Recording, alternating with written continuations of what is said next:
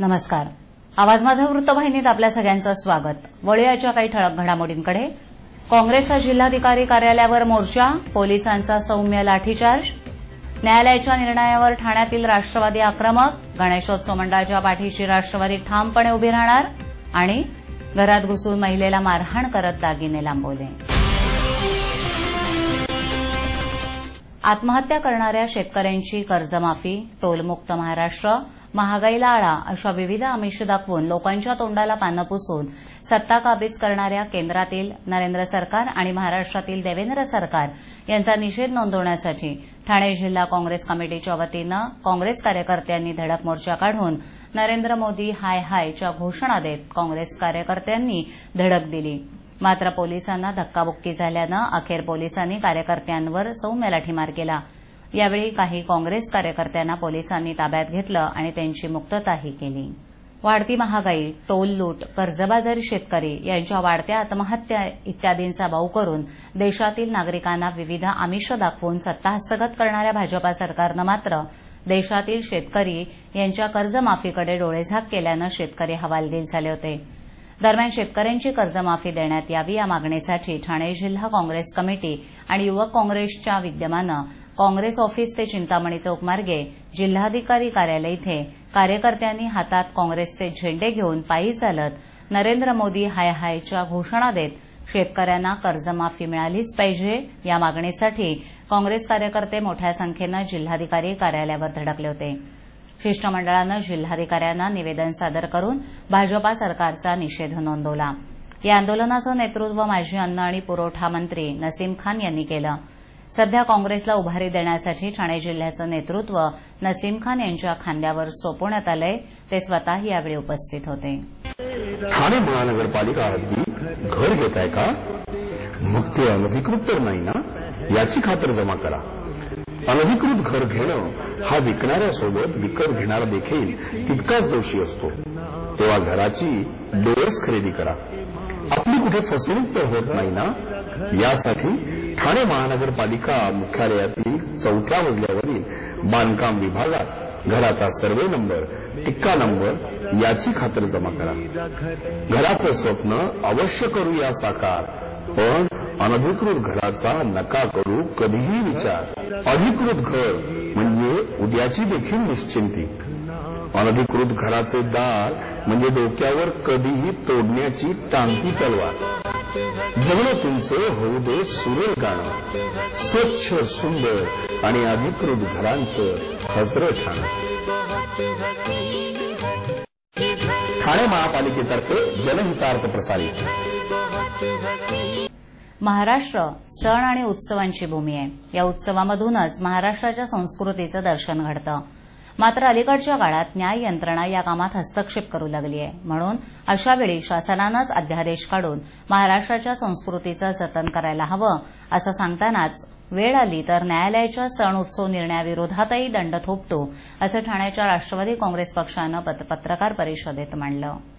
महाराष्ट्राच्या संस्कृतीच्या हितासाठी कायदा आणि सुव्यवस्थेचा प्रश्न निर्माण झाला तरी चालेल, परंतु आम्ही रस्त्यावर सण साजरे करणारच अशी ठाम भूमिका शहर जिल्हाध्यक्ष नजीब मुल्ला यांनी जाहीर केली आहे. महाराष्ट्रातील जनता रस्त्यावर सण उत्सव साजरा करत आली आहे. शहरांचं नियोजन योग्य पद्धतीनं झालं नसल्यानं सण उत्सव साजरे करण्यासाठी मैदानं अथवा मोकळ्या जागाच शिल्लक राहिलेल्या नाहीत. मग अशावेळी आम्ही आमचे सण उत्सव कुठे साजरे करायचे असा सवाल उपस्थित करत नजीब मुल्ला यांनी थेट कायद्यावरच प्रश्नचिन्ह उपस्थित केलंय. अशा प्रसंगी शिवसेना भाजपा सरकारनं जनहिताचा निर्णय घेत न्यायालयाच्या निर्णयाविरुद्ध अध्यादेश काढला पाहिजे. गणेशोत्सव रस्त्यावर साजरा करू नये अथवा ज्या ठिकाणी रस्त्यावर साजरा करणार आहात तिथे केवळ 6 ते 10 फुटांचाच मंडप, स्टेज बांधा असं हिटलरी आदेश आम्ही का मानायचं असंही नजीब मुल्ला म्हणाले. सण रस्त्यावर साजरे करताना न्यायालयाचा अवमान होत असेल तर महाराष्ट्राच्या संस्कृतीच्या हितासाठी आम्ही हे करून दाखवणारच अशी ठाम भूमिका त्यांनी व्यक्त केली. शासनाच्या कार्यक्रमात वाहतूक कोंडी चालते, निवडणुकीतही अशा कोंडीवर कुणी बोलत नाही. दुर्घटनेत वाहतुकीची पर्यायी व्यवस्था केली जाते. मग अशी व्यवस्था अशा सण उत्सवात का केली जात नाही? शहरातल्या नागरिकांना सण उत्सवात कुटुंबासोबत आनंद घेता येतो. शासन त्यांच्या या आनंदावर कदाणू पाहतेय याचाही त्यांनी निषेध केला. सायलेन्स झोनसाठी अध्यादेश काढला जातो. निवडणुका लढवताना जाती धर्माची मतं लागतात. मग धर्माची, संस्कृतीची काळजी शासनानं का घेऊ नये, असा सवाल नजीब मुल्ला यांनी उपस्थित केला. गणेशोत्सवाच्या वेळी विद्युत ऊर्जा जास्त खर्च होते असा आरोप केला जातो. असा आरोप करणाऱ्यांना मॉलमधला 12 महिन्यांचा विजेचा झगमगाट दिसत नाही का? गणपती उत्सवावरच असे आरोप का करायचे, असं नजीब मुल्ला म्हणाले. त्यामुळे शासनानं लवकरच हा तिढा सोडवावा, अन्यथा आम्ही कायद्याची पर्वा न करता रस्त्यावर उतरू. संस्कृती रक्षणासाठी कारागृहात जाओ, असा इशारा नजीब मुल्ला यांनी दिलाय. शिळफाटा इमारत दुर्घटनेप्रकरणाचा खटला सुरू झाला तरी मुख्य दोषी असलेले ठाणे महानगरपालिकेचे तत्कालीन अतिक्रमण उपायुक्त प्रकाश बोरसे अद्यापही मोकाट आहेत. 74 लोकांच्या मृत्यू प्रकरणाला जबाबदार असल्याचा कार्यालयीन अहवाल पालिकेनं देऊनही बोरसे यांच्यावर गुन्हा दाखल करण्यात शासनाची दफ्तर दिरंगाई आणि पालिकेतील एका बड्या अधिकाऱ्याची बोरसेंशी असलेली नातीगोती आड येत असल्याचा आरोप काँग्रेसचे गटनेते संजय घाडीगावकर यांनी केला आहे. त्यांनी या प्रकरणातील सर्व पुरावे राज्य शासनाला पाठवूनही केवळ कागदी घोडे नाचवून वेळकाढूपणा केला जात असल्यानं न्यायालयात जाण्याचा इशारा त्यांनी दिला आहे.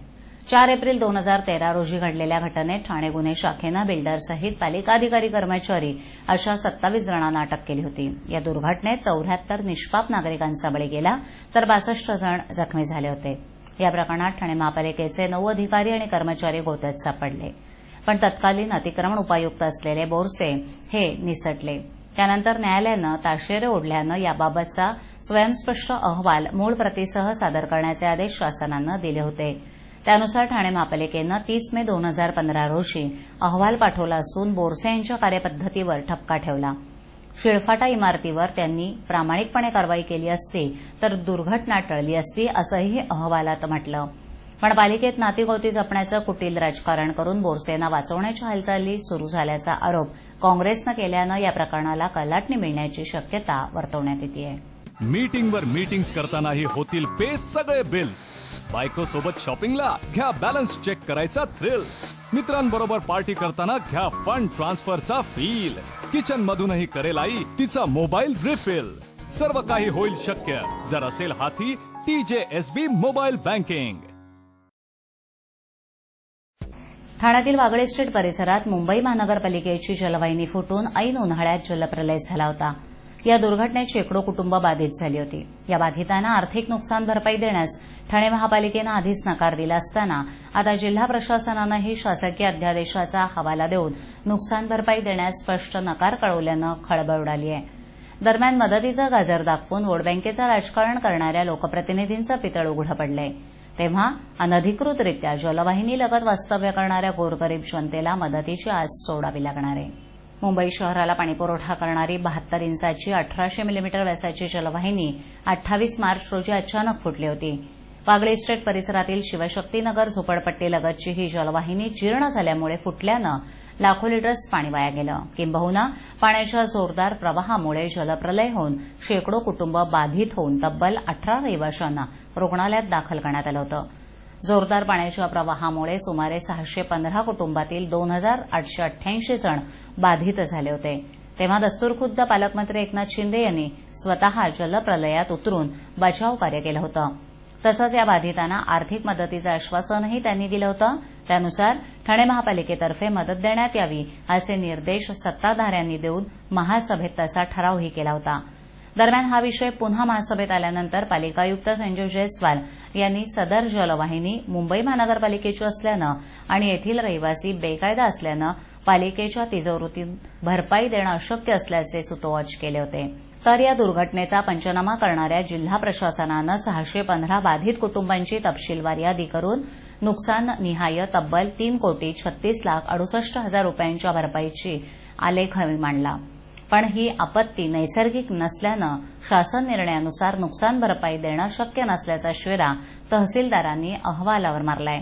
त्यामुळे या बाधितांना छदामही मिळणार नसल्याचं स्पष्ट झालंय.